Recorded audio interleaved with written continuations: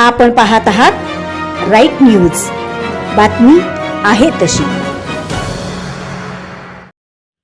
आयुक्तांची शामराव नगरला भेट, तातडीने प्रश्न मार्गी लावण्याचे आश्वासन, नागरिकांना मोठा दिलासा।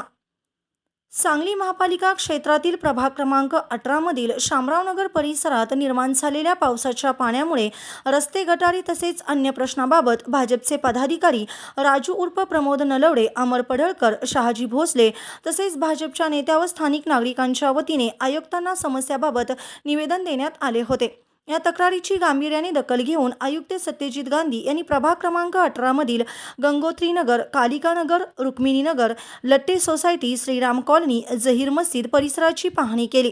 यावेळी स्थानिक नागरिकांनी आपल्या समस्या आयुक्तांपुढे मांडल्या। या समस्यातून आम्हाला मुक्त करा अशी विनंतीही केली। या भागातील समस्याबाबत तातडीने सोडवण्यासाठी उपाययोजना करू असे आश्वासन शामरावनगर वासियांना देण्यात आले। निवेदनाला मान देऊन आयुक्तांनी पाहणी केल्याबद्दल स्थानिक नागरिकांनी सांगली महापालिका प्रशासनाचे आभार मानले आहेत।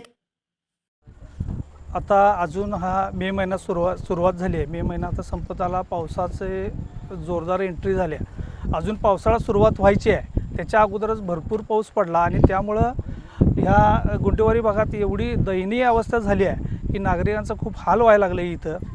त्यासाठी आम्ही काल आयुक्तांना निवेदन दिलं होतं की आमच्या भागाची पाहणी करा। त्या आयुक्तांना दिलेल्या निवेदनानुसार आज आयुक्त इथं येऊन गेले, भागाची पाहणी केली आणि आयुक्तांनी आम्हाला असं आश्वासन दिले की हे सगळं आता जे बघितलेली अवस्था आहे त्यांनी ती आता तात्पुरत्या स्वरूपात करून देणार आणि जर आयुक्त साहेबांनी जर त्यांनी सांगितलं तसं जर नाही केलं तर आमच्या या भागातनं तीव्र आंदोलन उभं करण्याचं आम्ही नागरिकांनी सगळ्यांनी ठरवलेलं आहे। काय सध्या परिस्थिती आहे आता? सध्या परिस्थिती पावसानं आता ही बघताय सगळं मागच्या बाजूला पाणी आहे, घरातनी पाणी चालू आहे, साप वगैरे असं फिरतायत आणि लहान मुलांना घरातली लोक लहान मुलांना बाहेर सोडत नाही आहेत। अशी खूप दुरावस्था झालेली आहे या भागाची। आपण पाहत आहात राईट न्यूज, बातमी आहे तशी।